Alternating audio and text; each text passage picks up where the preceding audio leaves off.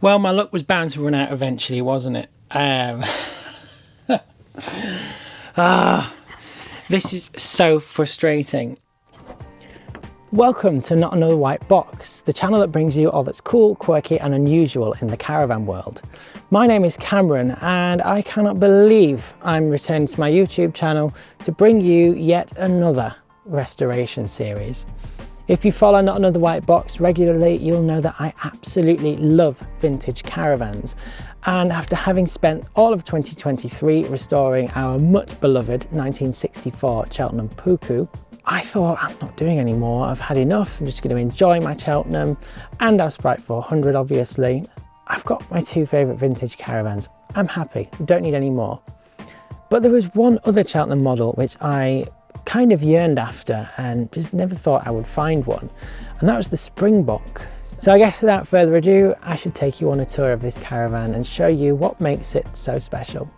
Let's take a closer look.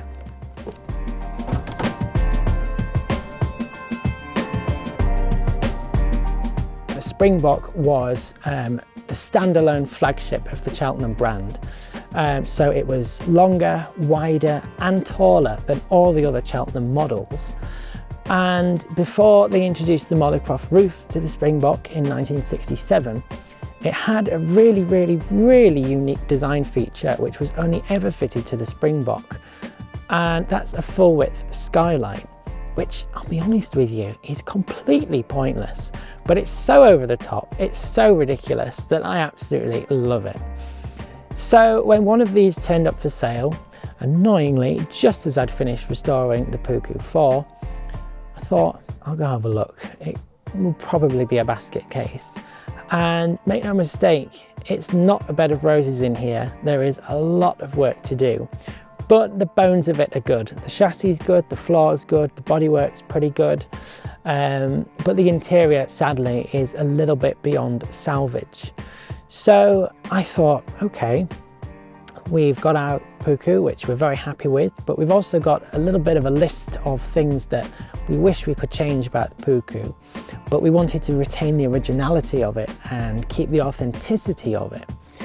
However, this particular van is a little bit too far gone inside, and I will save what I can because I'm a big believer in recycling and repurposing, but it's a lot more of a blank canvas. So it got me thinking, using this, the flagship Cheltenham, and one that's so unusual as well, we could build our ultimate touring caravan.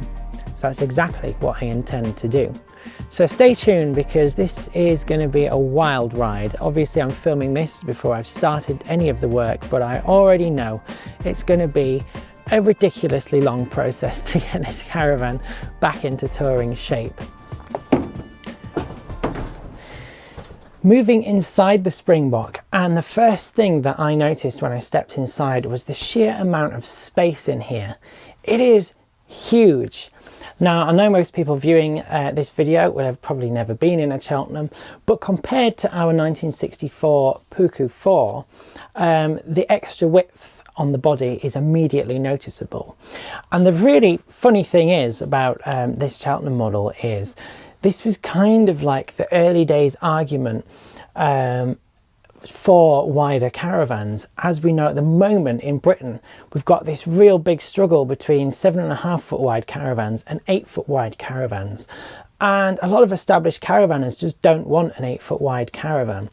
And back in the early 1960s, when the Springbok was new, it was no different then. People wanted small caravans. Cars had a lot smaller engines, couldn't tow as much. People didn't want a big bulky caravan. So the Springbok was true opulence. It was over the top, it was really extra, and was just something that was designed to show people on the campsite who was boss with this caravan, which I absolutely love about it. There's a few other features inside here which were unique to the Springbok model, which we're going to get around to showing you. But the first thing you'll be immediately wanting to know all about is this enormous skylight, which I know looks horrendous at the moment. And that's because it's made out of pure fiberglass and it wasn't painted or treated in any way. It was just one giant fiberglass moulding.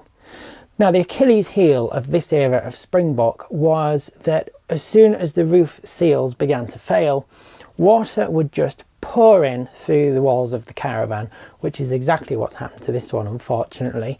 But clearly this was been looked after for a very long time.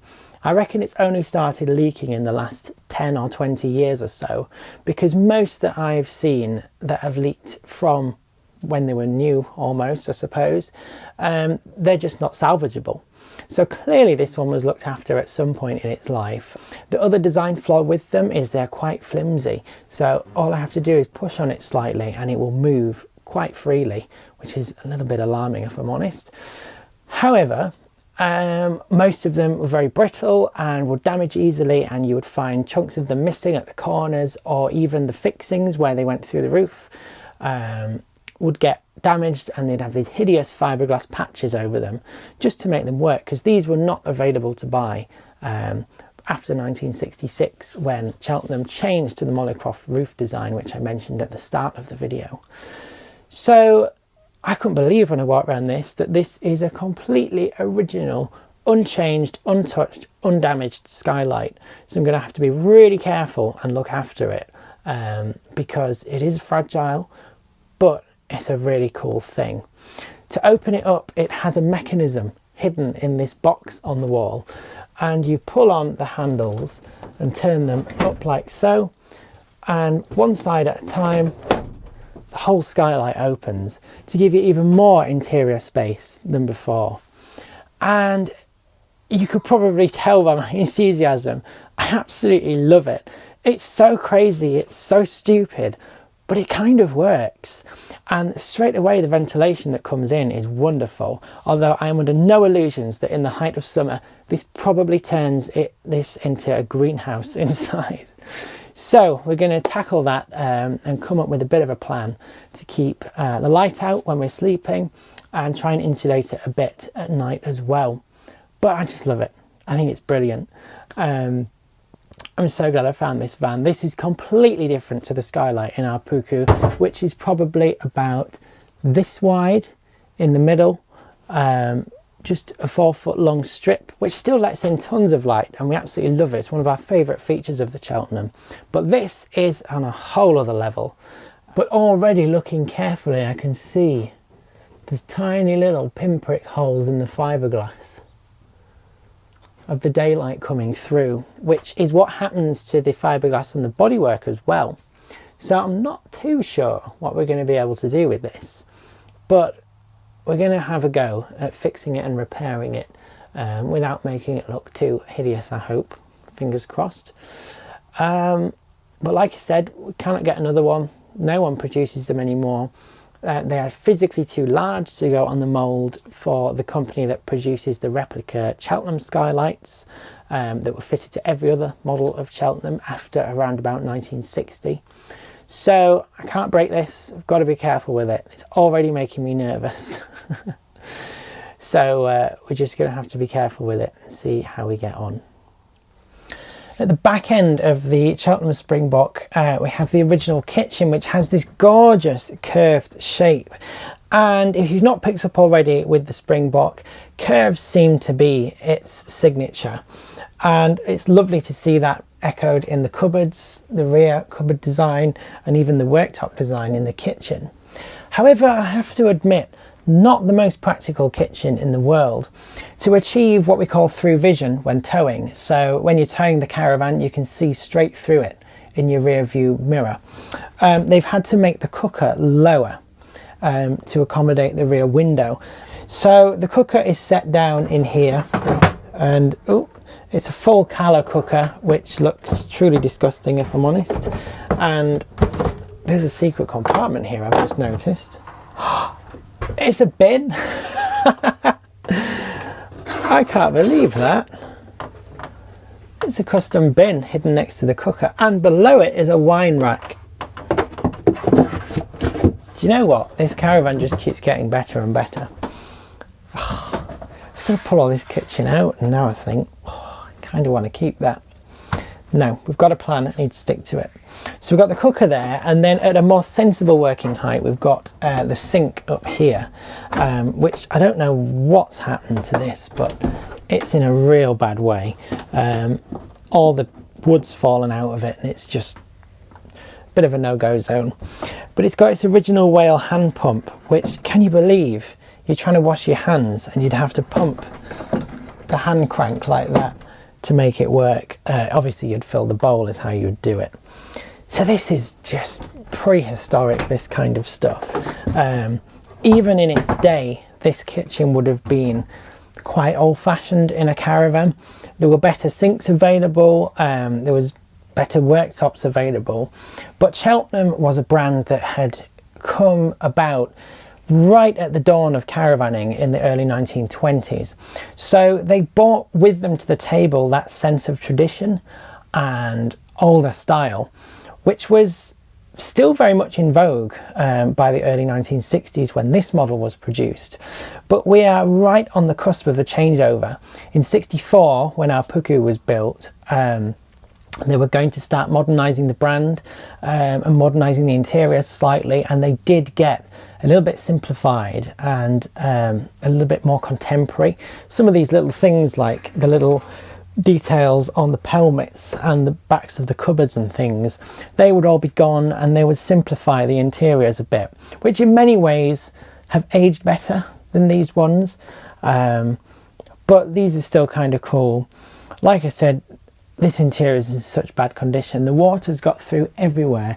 It's completely rotted these cupboards out, and all that's left is the fascias of them. There's some old receipt there.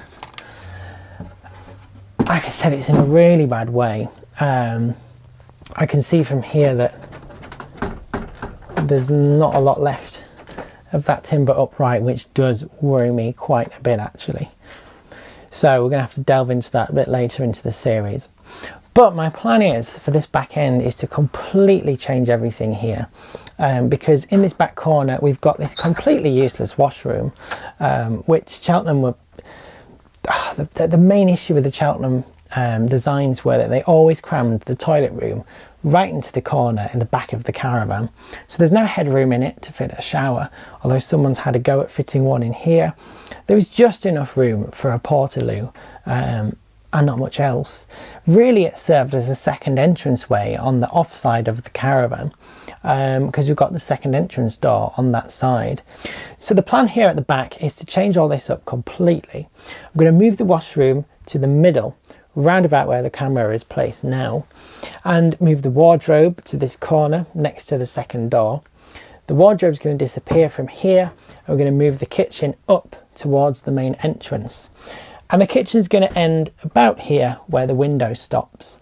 I'm going to have to cram into that a sink, a cooker, and some extra storage. Now I plan to try and salvage some of the cupboards and things to fit them into the new kitchen, but unfortunately I don't think I'm going to be able to salvage much from this one.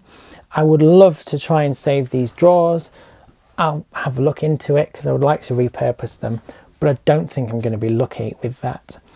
But the main difference is this back end here where the window level drops. I'm going to turn into an L-shaped seating area to face the second door. This will make a double bed at the back, in addition to the front end making a double bed as well. So that will give us a bit more versatility with the Caravan layout. Again, it's not a layout that Cheltenham ever had or fitted to their vans, but it is a layout that some people have fitted retrospectively to Cheltenham models over the years. And like I said, the state of this interior, particularly the lime wash wood, leaves a lot to be desired, so I don't feel too bad about ripping some of it out, but I am going to try and reuse what I can, particularly some of the really nice design touches, such as the magazine rack, or this amazing cupboard unit up here. I mean, not only has it got a wonderful curve to it, but it's actually a fully fledged drinks cabinet, complete with a curved door. I have to save that if I can. That's absolutely one of my favourite features of the Caravan up there. The front end of the Springbok is identical to the front end of our Cheltenham Puku. However, the extra width is quite noticeable, but it seems to me they've added it to the central drawers, which are definitely bigger than ours in the Puku. And they still work in the same cool way, which if you've not seen, I'll show you. You can pull these two bureau style arms out, hinge the table over like so. So you've got a nice little dining area for 2 people. But what if your friends come over and you need a bigger table? Well, it has a leg which should be up here. Yep. Oh, the brackets come off, but the leg should screw in there, and then the whole thing comes out like so and makes a large table. Now this is in terrible condition, but it's such a practical and genius design feature of a Cheltenham, because it means that you don't have to carry a second table, which you do in pretty much every caravan going. It all just folds neatly into this bureau at the front, and gives you that versatility to either have guests over, or is of course a family van, so if there were 4 of you sat around having dinner. But usually when it's just the 2 of us, we would use just the single extension, and it's more than enough. It's plenty big enough. It's much bigger, in fact, than a table extension that you would get in a modern caravan. So again, everybody assumes that as time goes on, things get better. Show me a caravan that's as practical as this one. What I love about the exterior of the Springbok is it's just so curvaceous and so pretty as well. And no other model of Cheltenham really exemplifies those curves quite like this flagship Springbok, which was obviously its appeal. Now, the really interesting thing about this particular model is that it appears to be a bit of a crossover, because in 1963 they had the back panel which was the same as what is on our Puku 4. However, right at the end of 1963, in time for the Earls Court Motor Show, sorry, not the Earls Court Motor Show, the Caravan exhibition at Olympia, they would fit this newer back panel which would be adopted by the rest of the Cheltenham range in 1965. So the Springbok has a long history of having all the best features first, and they would eventually trickle down into the other touring models. So that makes this Springbok look a little bit newer than what it is. So I was actually quite shocked to learn that it was a 1963 model when I checked the serial number. So a nice little bit of a, I guess, claim to fame there. Who knows, it could have even been the model that was shown at the show, because it's got all the extras that Cheltenham offered, such as the folding steps and the split entrance door, the stable door if you like, on the other side. So the other thing that makes me think it could be is that it's got a lime washed interior, which not many Cheltenham owners opted for. It was an option, and I have seen a few caravans with that, but they tended to not go for it just because it was quite expensive and it was, I guess, a bit of an acquired taste. The standard finish was much darker wood, sort of a natural oak colour. So the lime wash was quite unusual, which was probably reserved for some of the show vans. And from the little bits and pieces of history that I've managed to piece together with this van, it would appear that whoever owned it had it for a very long time. They obviously knew what they got because they've looked after it. And who's to say? They could have bought it new, they could have bought it when it was 10 years old, could have had 5 previous owners for all I know. If only caravans could talk, eh? But it remains to be a really rare and very beautiful caravan, which I'm thrilled to have, even though it's given me a bit of a headache for the next 6 months or so while I restore this. But we'll see what happens. I absolutely love it already. To begin the restoration, I bought the Cheltenham Springbok inside, which is probably the first time that this caravan has been undercover since the day it was built back in 1963. I'm very lucky to have a workshop space to work on this project this time. If you followed Not Another White Box for a while, you might remember my first ever restoration project for the channel, which was my 1959 Sprite Ariel, which I, in a very crazy turn of events, did up in my old garden during the first COVID lockdown. And it was just a miracle that we had good weather for 3 months, because we never do in Britain. So for this project, I'm not messing about. I want to work on it throughout the winter and hopefully have it ready for the following summer. So bought it undercover, It's protected from the elements. It's been in here a few weeks now, so it has been drying out. And I've tried my best to not touch it until the camera's rolling, so we can discover all its faults and foibles together. But as I've been moving it about and some of the panels have started moving, I think it might be hiding one or two horrors, which are going to take a while to sort out. So without further ado, I'm going to stop waffling. I'm going to bring you inside the Caravan, and we're going to start by stripping out the interior. Let's just get stuck in and see what we find.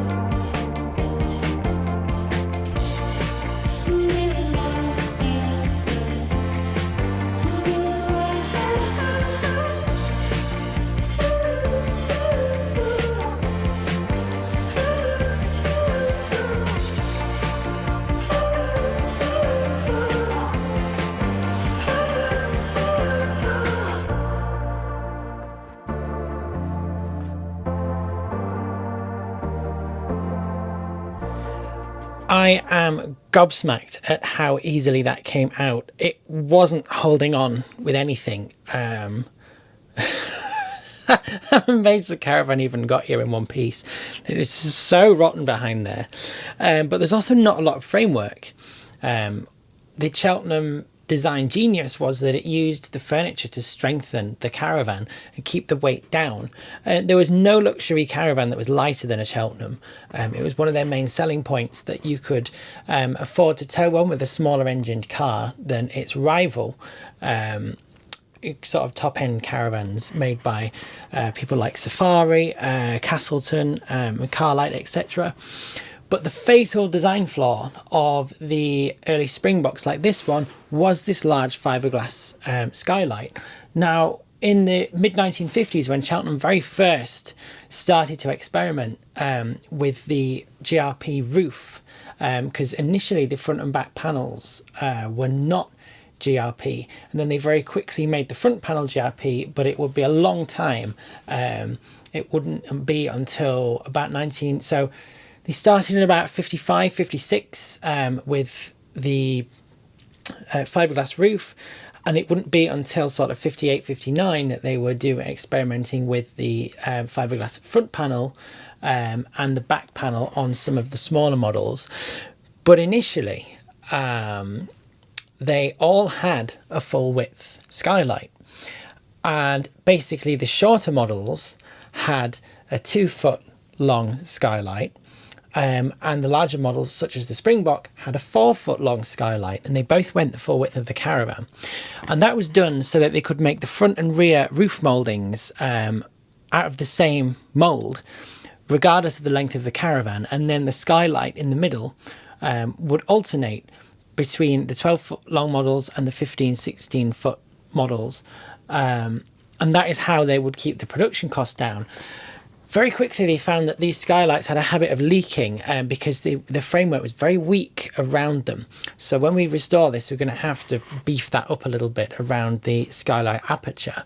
But they kept the design for the Springbok only to kind of differentiate it from the rest of the range. But very, very quickly, they moved to add in huge 2 foot wide panels either side of the Caravan, and then just a very slender 2 foot wide by 4 foot long skylight in the middle of the Caravan, which was still absolutely massive. To this day, the Cheltenhams have one of the biggest skylights ever fitted to a Caravan, even on the standard models that don't have this one. So it was a real feature of the Caravan, and it's how the design evolved over time. But when this Springbok was new in '63, This full width skylight was reserved only for the flagship Springbok model. But issues like this, such as the damp that's got in here, or the water, sorry, that's got in here, were why they had to stop. And in about 1966, they changed the entire Springbok design to have a full glass reinforced plastic Mollycroft roof, which to you and me is the lantern roof with the small windows in, which became synonymous with the Cheltenham Springbok. It was hugely successful and made this one look very old-fashioned very quickly. So a lot of the people that could afford one of these when they were new very quickly upgraded to the one with the Mollycroft roof, just because it looked better. And again, it was all about status and class in those days when you were a caravanner. And things like the Mollycroft roof on a Cheltenham showed everyone else on the campsite that you weren't there to mess around. You were a serious, hardy caravanner who had pots of money in the bank, and that's what it was all about then, which is funny because it still is now. Yet you've got this kind of brand snobbery with things like, you know, people say, oh, I've got a Buccaneer, I've got a posh caravan. No, you've got an Eldest with a Buccaneer badge on it. Same goes for the Swift folks who are like, oh, we've got a Swift Elegance, still built in the same factory as a Sprite. And back in the 60s, those things mattered. People, you weren't really seen as posh if you had a Fairhome, for example, once they became part of the Caravans International Group, because it was still the company that produced Sprite. You had to be a pedigree caravan manufacturer on your own, such as Cheltenham, such as Castleton, Safari, all those manufacturers who were at the top end of the caravan market. They were seen as status symbols, and that's really what the Springbok was representing. It was just the best. But as you can see, not very good at keeping the water out. So that's why there's not many of these left now, and you don't see many of the early Springboks at all. In fact, the reason I settled for the Puku is because I just knew I wouldn't find one of these, and it would be absolutely sod's law, wouldn't it? Just complete sod's law that the minute I finish restoring the Puku, this turns up. But the Puku was nowhere near as bad as this, so you can see I've clearly got my work cut out. That came out very quickly. I don't think I'm going to get the same look with the kitchen unit, but let's give it a go and see what happens. And then we're going to assess this side of the caravan first. I'm not going to go mad gutting everything at once. That's my top tip, by the way. If you're watching this because you're restoring a vintage caravan yourself, don't spend an afternoon with a sledgehammer knocking the caravan to pieces. Focus in on one area. And start there and repair there first. So the first thing I'm going to do on this caravan is repair the piece of wood that attaches the door, because as you can see, it's completely rotten and it's not doing a very good job of holding the door open. So that's what I'm going to start with first. But for goodness sake, when you get a project caravan, you see it all the time. People just gut the interiors. You don't know, you might have to move the caravan from your driveway to storage or vice versa. And if it's got no strength in it, you're not going to be able to tow it. So start small, start in a concentrated area, and then work out from that. So I decided this was without doubt the worst part of the caravan. So I'm going to start here and slowly work my way around. And slowly but surely, we'll get there with it.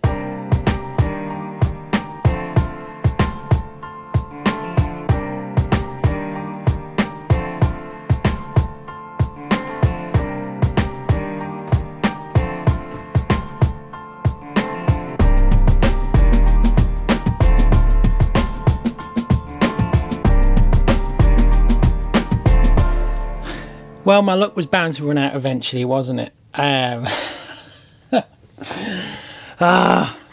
This is so frustrating, but not unexpected, I'll be honest. So basically, I've taken the kitchen unit out, and I've decided to roll the camera at this point, just so you can see what goes on back here.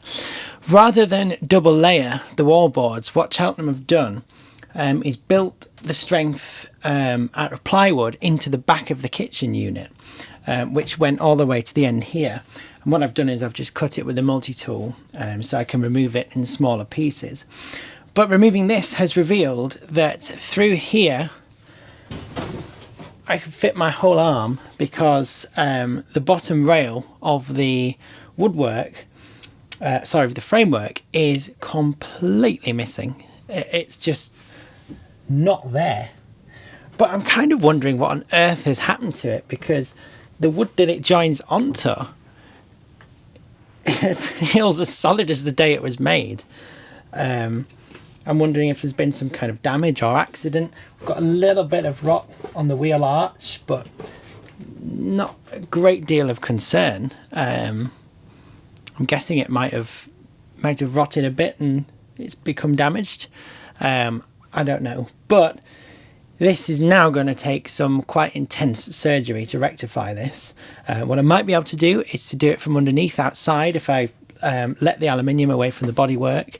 But part of me is thinking it might be best to just take this sheet of aluminium off and start again with it.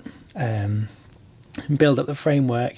Also, because the kitchen is the strength of the framework, there's not a lot of it. So like behind here, for example, I don't know if there should be. I would say there probably should be some framework behind there, but there's not. So that obviously needs rebuilding. We've got to put the strength back into this wall. There's just nothing to it. So basically, I'm going to rebuild this to not have the furniture be the main supporting actress in this production.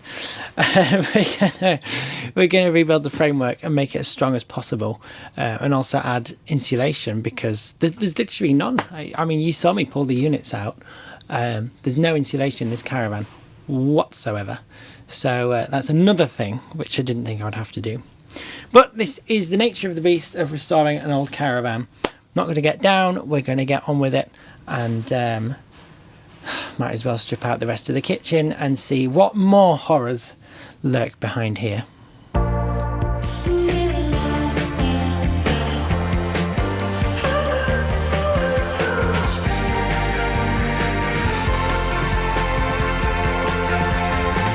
It's the end of a very long afternoon stripping the Cheltenham out, and this is the result here. And it's amazing when you start to pick the caravan apart, how all these little pieces work together to give it some strength. Like I said earlier, I can't believe I towed this down the road knowing how weak it is now the furniture's out. But also you saw the fight that some of it put up to actually remove it. So it's obviously quite integral to the structural rigidity of the caravan. But on its own, it's amazing how little it weighs. For example, this is part of the kitchen unit. And no jokes please, but I can lift this with just 2 fingers. It literally weighs nothing. It's amazing, really. Same goes for the seat base slide out. It's solid chunks of wood. Add it all together, hardly weighs a thing. And this is the great myth that old caravans are heavy. They are not. The Cheltenham Springbok, as it was originally, weighed about 960 kilograms fully laden, depending on what options you had fitted to it. So by modern standards, it's a tiny, tiny lightweight caravan. By vintage standards, it was a heavyweight that you would tow with a big car. And if you watch my channel, you'll know that I tow with a 1969 Series 1 Rover P6 3500, which has a lovely V8 engine. So it'll pull this no problem. But the issue with the Rover is, although it's got this big engine, it's not very heavy. It's only 1,250 kilograms empty, which is how we match cars and caravans together. We work on the empty weight of the car and the full weight of the caravan. So at 950 kilograms or 960-ish, the Springbok is kind of at the top end of what the Rover can tow. So my main consideration with this project is going to be to keep the weight down. So I have to bulk up the structure of it somehow, but I also don't want to add unnecessary weight. And I watched loads of content of people, particularly in North America, who rebuild their camper trailers, and they obviously tow with huge pickup trucks, and they're chucking huge solid pieces of timber back into the framework and the interiors, and I've seen people make frameworks out of steel, for goodness sake. They make them so heavy. Yet the thing that makes these European vans so great is just how light, maneuverable, and easy to use they are. So I want to keep that ethos with the Cheltenham. And looking at the rotting bits of the interior that I've pulled out, it's going to be a bit of a challenge, but I'm really looking forward to it. So tomorrow we're going to get on again and gut some more of the interior and see just what the framework is hiding. But for now, I'm exhausted. I'm going to call it a night.